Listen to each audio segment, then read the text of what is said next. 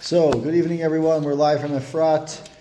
This week's Zera Shimshon class, Parshat Toldot, will be Linu Neshama, my father, whose yortzeit is coming up this Tuesday. Bezrat Hashem, the first yortzeit. So there's the food and the Torah should be B'zchut Aliyah Neshama, Rav Abraham ben Eliezer. And so this week we have there are many parts to this week's Parsha. The most famous part of it is, of course, the brachot that are given to Yaakov, and Yaakov and Esav are born.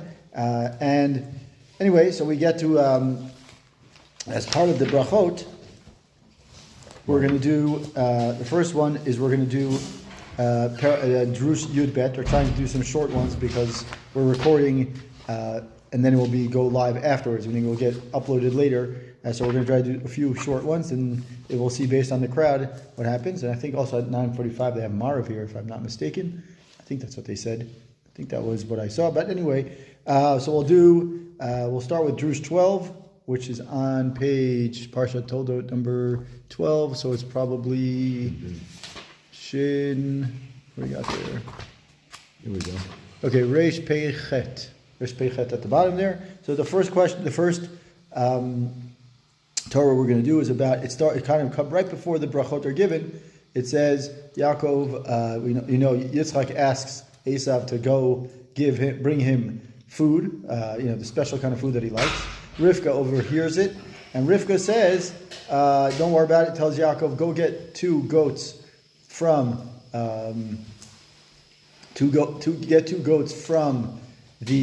from outside, and I'll prepare them the way my husband likes them." Or the way your father likes them, and she does. And it says, pasuk. It says, "Kikra Hashem Elokecha lefanai." So when Yaakov brings the meal to Yitzchak, the Yitzchak automatically responds, "How is it that you came so quickly?" Right? Yitzchak says, "Mami harta." If the pasuk reads, I'll look it up right now. It says, "Oh my God! I'm right at the right. I opened to the right page." That's the sign of its son. Yeah, there you go. It says, "Vayomer Yitzchak el beno mazeh miharta limtzo b'ni. Vayomer kikra Hashem Elokecha lefanai." Yitzchak says to his son, he doesn't say which son, but he says to his son, "How is it possible that you came so quickly, like to find me?"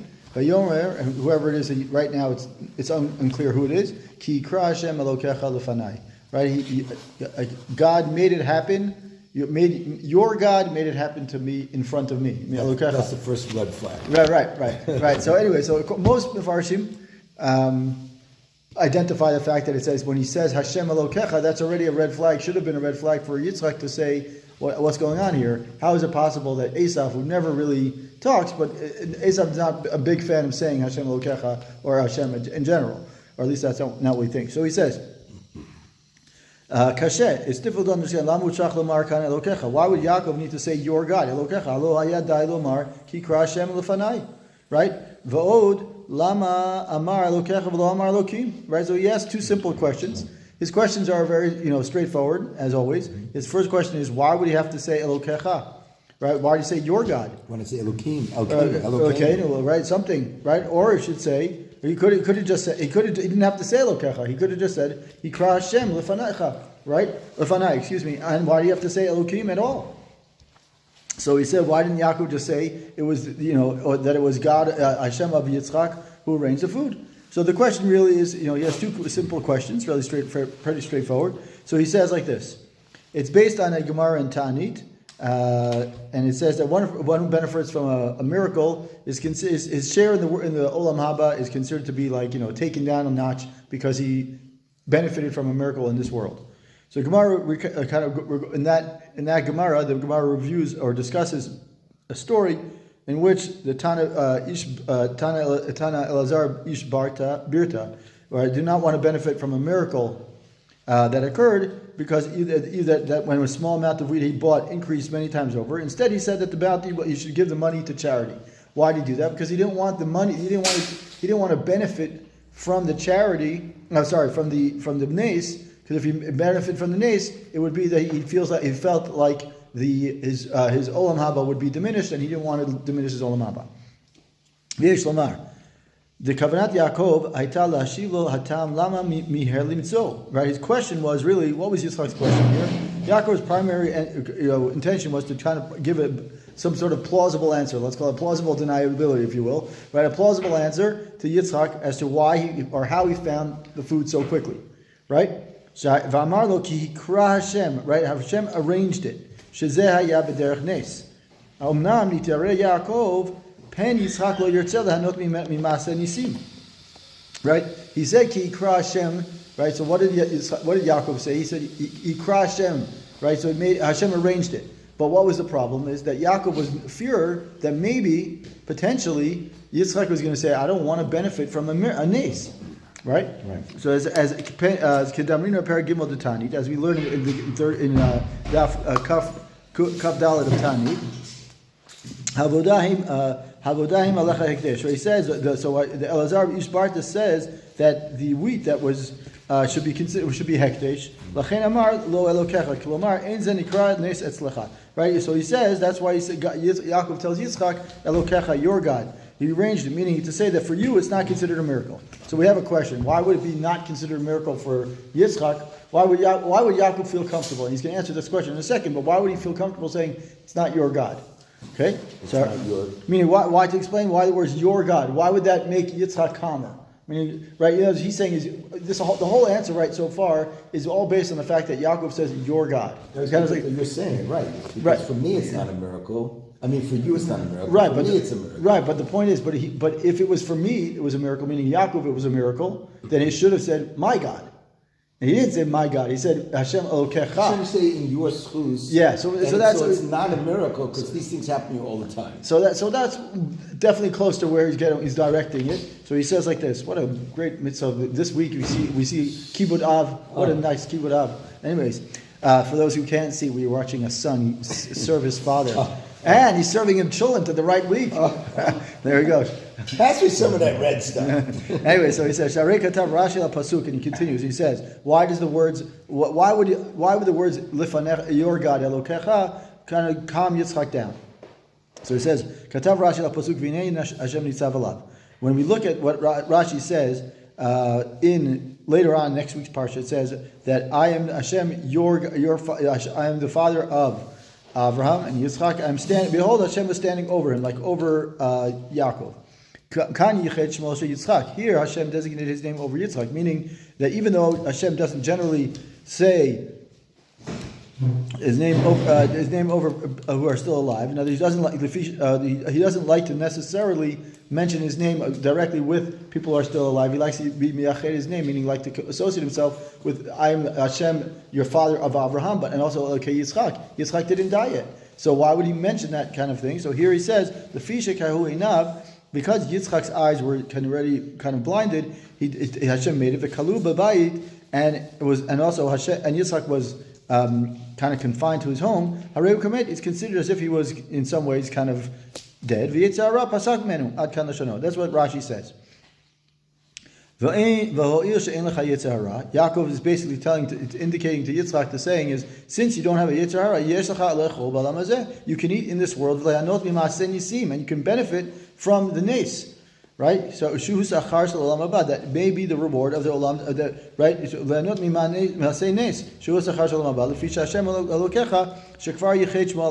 He already said to you what happened. So what he's saying is that the Zera Shimshon is saying is that Yaakov, in some ways, was considered, I don't want to say dead, but let's say he was not as alive as he used to be. And so, since he was in some ways, there were some aspects of it that he was considered not alive. So Yaakov is telling him, listen, you have the best of both worlds. Literally, he says. Why do you have the best of both worlds? Because even though this is a nes, for me, I'm considering it a nes, but it's your God. Why is it your God? Because Hashem arranged it in a way that the goats were ready right away, was right there, and whatever. But since you are considered in some ways not alive anymore, you can benefit from the nes. I can't benefit from that nes. I can't. Otherwise, it's going to be considered like as if I'm diminishing my olam haba. So that's why Yaakov says to him, by adding the words "your God Elokecha," Yaakov is reminding Yitzchak of his unique status. It's a living person who doesn't have a Yetzer Hara, right? To a degree, if it was as if Yitzchak were living in olam haba, and would have no issue benefiting from the miracle. That's why Yaakov ensured that Yitzchak would not be reluctant to eat the food because he thought he was being prepared. It was prepared through a miracle. Meaning Yitzchak would have originally. Yitzchak would say, "How is this possible that you came so quickly?" So Yaakov says to him, "Your God prepared it." What does that mean, your God? So in this way, the Zera Shimshon is hinting to the fact that Yaakov is reminding Yitzchak that he's got the best scenario.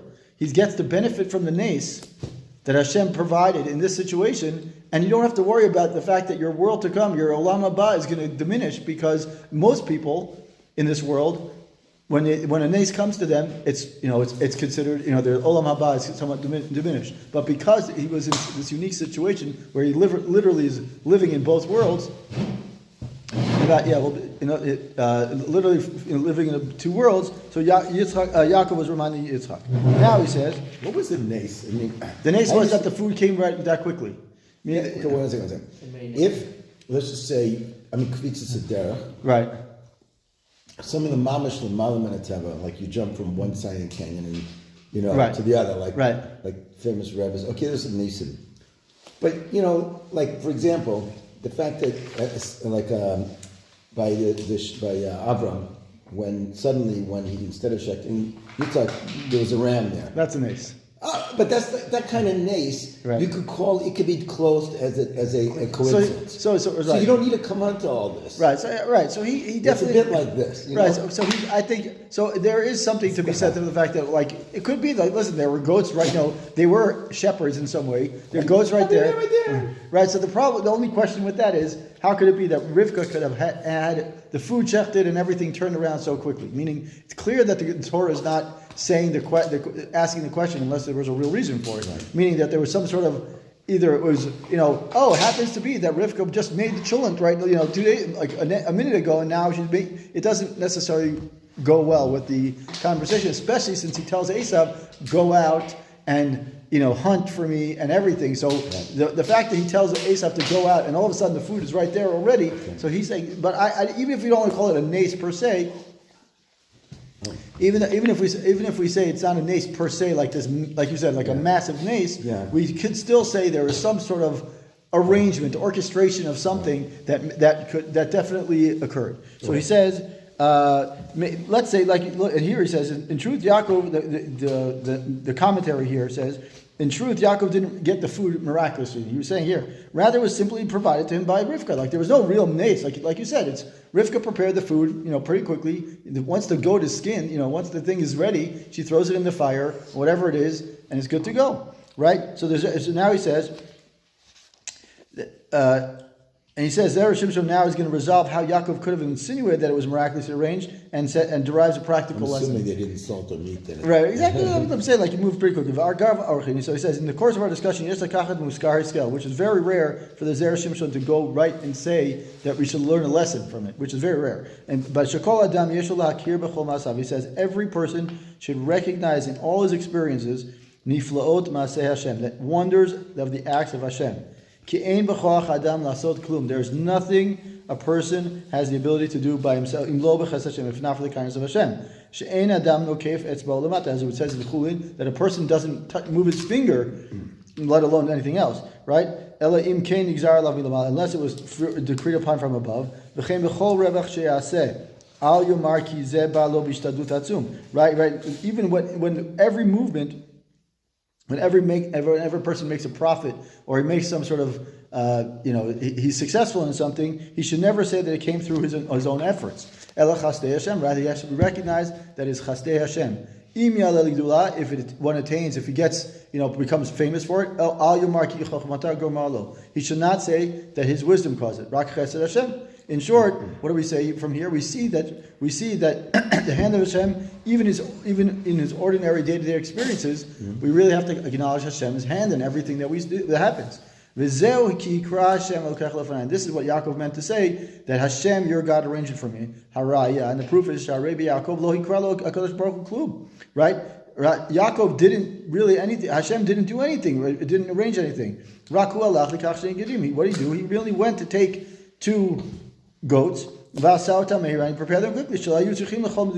Right? He takes these small kids, like these small young goats. What happens? These small young goats, They don't need a lot of time to cook, right? You put them on the grill, you could put them done, probably within an hour, they could be ready. Right? So you didn't need to go out to the field and hunt, which Esav was going to do. Then we see that Yaakov could have been, potentially, God forbid, I don't know how we can understand this, but he says speaking falsely when he said that Hashem had arranged the food to him. Right? Hashem didn't arrange anything. It was no real nace, like you said. It was only that these goats were so young, they didn't take a lot of time.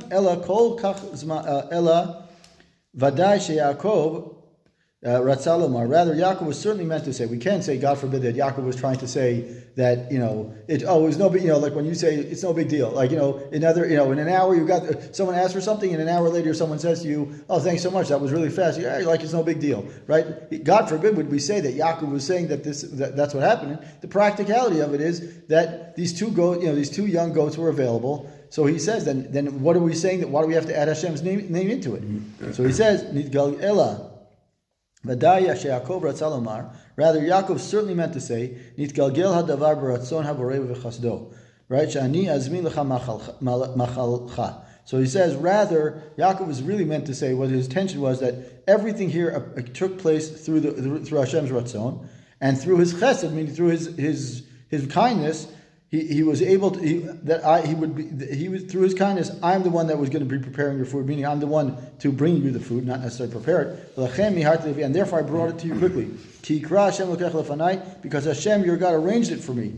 For me and not my brother. Meaning, although Yitzchak would understand that Yaakov was saying that Hashem performed a miracle by helping him trap the animal so quickly, that was not Yaakov's intent. Rather, Yaakov really wanted to do is recognize that even these small little occurrences are a result of Hashem's kind chesed. He meant that Hashem had performed a chesed to him to arrange that everything would be, that basically he arranged it to happen that these small young goats would be readily available so that I can cook them quickly, and so therefore what's going to happen? I'm going to get the brachot, and therefore I'm going to get the brachot first, and not my brother who was meant to happen. And it was on account of the fact that Hashem, basically, he's saying, what the Zera Shimshon is saying is that this whole chain of events, when you look at it in the moment, it's hard to see Hashem's hand. But what Yaakov was telling Yitzchak is everything happens for a reason. And he says the reason that the two goats were readily available, and my mother was willing to cook them quickly, and it said,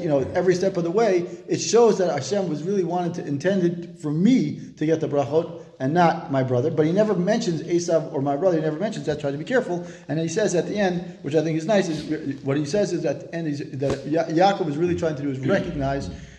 He recognizes that all of this was through the direction of Hashem, the orchestration of Hashem, and he mentions it's very clear. Like I said, the Zera Shimshon almost never does this. He never tells us what we should do. He says here we should also recognize that everything that happens to us comes to the direction of Hashem, and we should not take credit for any of our accomplishments. Okay, perfect.